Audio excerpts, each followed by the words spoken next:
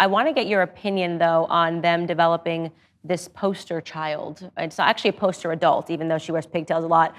She is 19 or 20 now. But Greta Thunberg, where did she come from? She's suddenly on the cover. Let's just hear her in her own words, because this is now her full-time job, climate alarmism.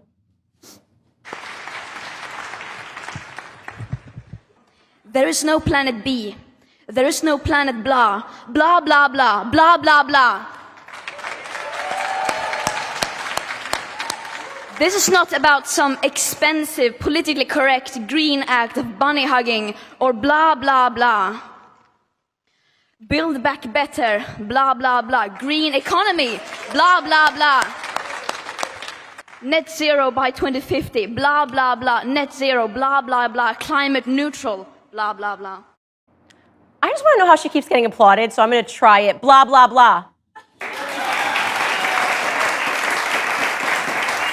Nailed it. Yeah, you have to just shake your head at things like that. That she's gotten a great. She arrived at the right place at the right time. And I think she was a creature of this media manipulation. She's done a great job promoting a non-existent crisis. And in fact, when we talk about this, you heard me say before, there is no climate crisis. Her solutions is what I would call a solution in search of a problem. Because if we don't have a problem, we not only shouldn't spend $3.5 trillion, we shouldn't spend 1 red cent to solve a non-existent crisis.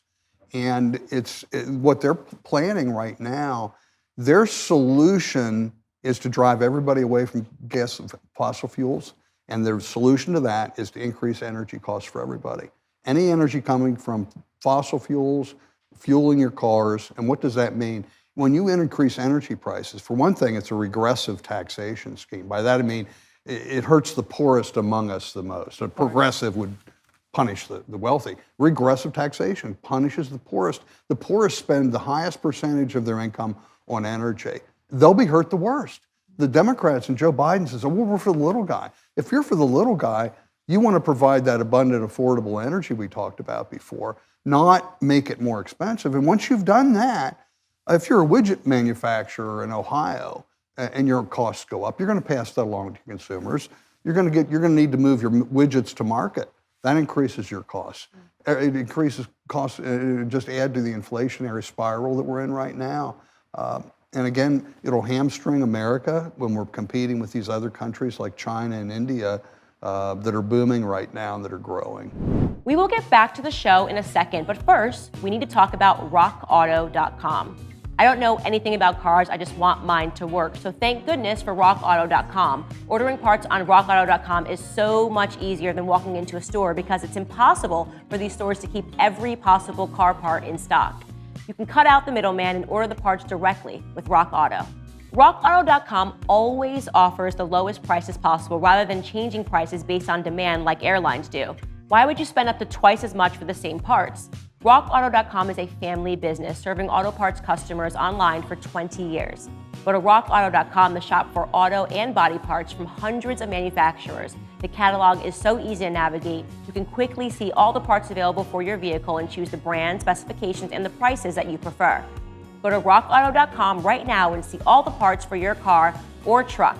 Write Candace in their How Did You Hear About Us box so that they know that it was me who sent you.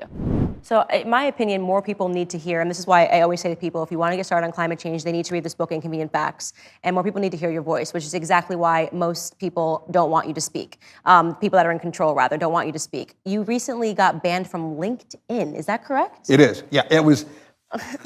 When you listen to this, you don't know whether to laugh or cry.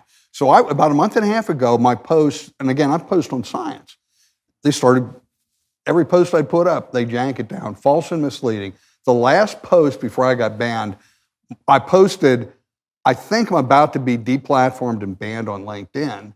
They removed it, said it was false and misleading, and then deplatformed and banned me. It was like, what? So I appealed it, and I just got the appeal, and I said, I will follow all the rules for LinkedIn, and I will only post factually correct data. And you know, some like 18-year-old intern that's obviously putting misleading on a geologist that's actually talking about stuff that he understands about the planet, because that's how the world works now. Right. So they said, no, you're banned permanently, case closed. Yeah. Because We don't allow that kind of information on LinkedIn. Remember I said I'll only post factually correct information? Right. We don't allow that on LinkedIn. We know there's a 22 or 20-something guy sitting in California in his basement, hitting cancel with glee, sitting there with a man bun and tattoo. I'm not opposed to man buns and tattoos, by the way.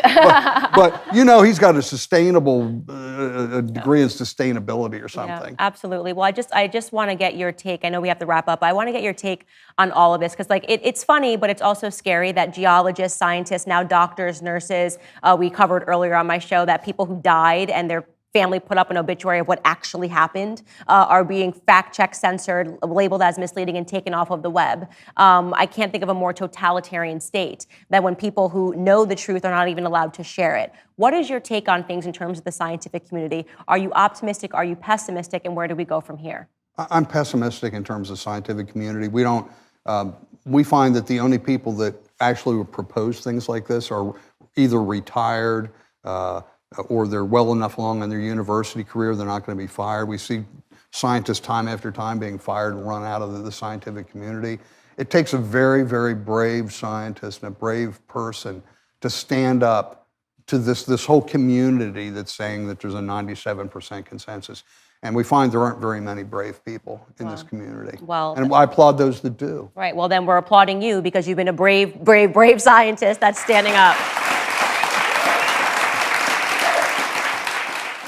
Thanks for joining me on this segment of Candace. If you like this video, subscribe to this YouTube channel and ring the bell to get notifications on new videos. If you want to watch the full show, become a Daily Wire member. Go to dailywire.com/subscribe and use code Candace for 25% off your new membership.